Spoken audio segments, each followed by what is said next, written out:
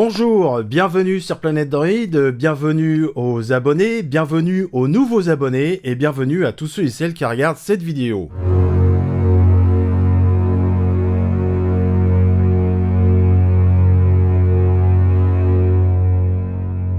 Aujourd'hui, dans cette nouvelle vidéo, je vais vous présenter l'un des micros que j'utilise régulièrement pour la réalisation de mes vidéos. Donc, c'est le ProDype ST1. Et c'est un micro donc que j'utilise pour faire soit des voix off. Je pourrais aussi faire des podcasts, mais j'en fais pas. Mais je sais que certaines personnes l'utilisent pour faire du podcast. Et je m'en sers aussi, par exemple, comme aujourd'hui, pour faire du doublage de pistes audio sur ma vidéo. Donc ce micro m'a été offert à Noël, pour la petite histoire. Et ce qu'il faut savoir, c'est que pour faire fonctionner ce micro, c'est qu'il faut une alimentation Phantom. Sinon, ce micro ne fonctionne absolument pas. Vous pouvez essayer de le brancher sur le PC avec un jack ou même sur un ampli, ça ne fonctionnera pas. Donc il faut une alimentation Phantom. Donc moi j'ai choisi la Focusrite qui est dotée de deux entrées micro. Et tout ça, c'est branché avec un câble XLR. Et bien sûr, la Focusrite, donc c'est une interface audio qui est branchée au PC. Avec ce micro, donc j'ai ajouté un filtre pop-up pour éviter tous les sons désagréables qui proviennent des peu et des te. Donc je vais vous montrer l'exemple. Ça va peut-être un petit peu saturer parce que, comment dire, au niveau du gain, je suis assez haut quand même avec ce micro. Papi, papi, papi, papa, tete, tété, toto.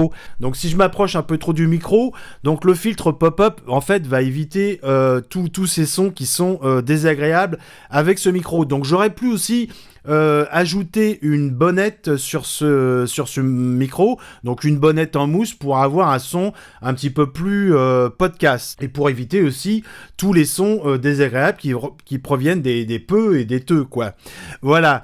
Donc je vous en avais parlé aussi la dernière fois dans une vidéo. Donc j'ai acheté un support avec une suspension micro, donc c'est un bras qui se fixe sur un bureau.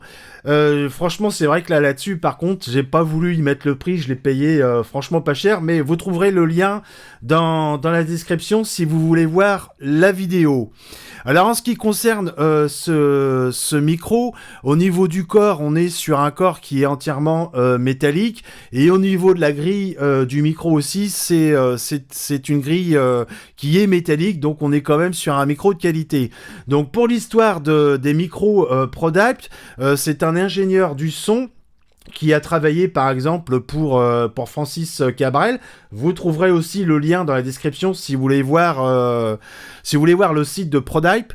C'est un ingénieur du son qui s'est dit je vais fabriquer des micros, mais des micros de qualité, mais des micros accessibles à un large public. Donc son pari a été réussi puisqu'il a réussi à lancer sa marque de micros, et on est quand même sur des micros qui sont de qualité. Alors, avant de juger la qualité d'un micro, il faut prendre aussi en considération l'acoustique d'une pièce. En effet, si je m'enregistre dans une pièce qui est totalement vide, je vais avoir un son qui va pas être terrible, ça va faire un peu gamelle.